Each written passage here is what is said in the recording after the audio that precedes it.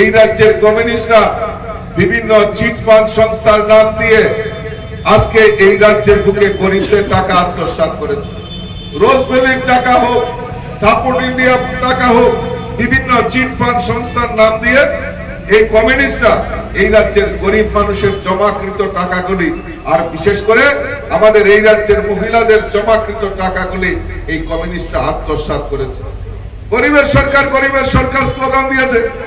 আমি আপনাদের কাছে প্রশ্ন রাখতে চাই যে তাদেরকে জিজ্ঞেস করা, আমি গত কয়েকদিন ধরে এই রাজ্যের প্রাক্তন মুখ্যমন্ত্রীকে চ্যালেঞ্জ করে আসছি যে আসুন আমরা বসি, 25 বছরে সিপিএম কি করেছে আর 6 বছরে বিজেপি সরকার কি করেছে জনসমক্ষে তুলে ধরে।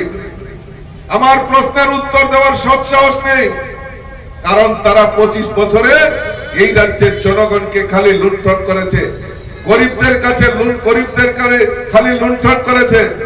প্রশ্ন দেওয়ার, জবাব দেওয়ার, উত্তর দেওয়ার তাদের কাছে মুরত নেই।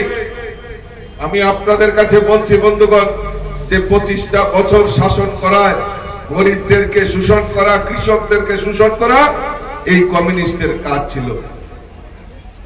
আর এই 25 বছর টানা কমিউনিস্টের শাসন ছিল, আর এই রাজ্যের বুকে তখন বিরোধী দল কংগ্রেস। আপনারা বলুন তো এই কংগ্রেসীদের কি ভূমিকা ছিল?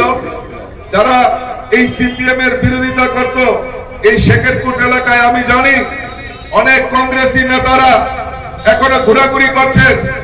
তাদের কানে মালা দিয়ে জিজ্ঞেস করবেন যে কাদের স্বার্থে ওই সিপিএম এর হারমাত বাহিনীর সঙ্গে তোমরা আঘাত করেছ।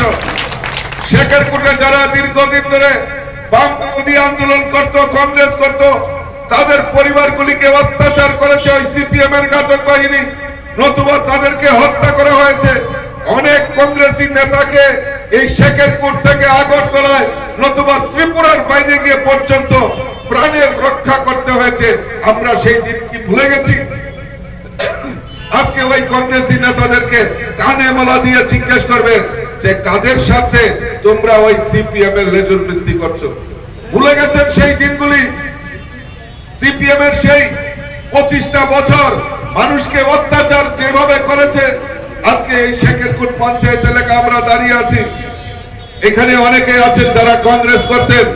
এই কংগ্রেস করার সুবাদে সিপিএম এর পঞ্চায়েত কোন রকম সুযোগ সুবিধা এই যারা কংগ্রেস করে তাদেরকে বঞ্চিত করা, তাদেরকে বিভিন্ন পঞ্চায়েত থেকে বঞ্চিত করার প্রয়াস ওই কমিউনিস্টের ঘাতক বাহিনীরা করেছে।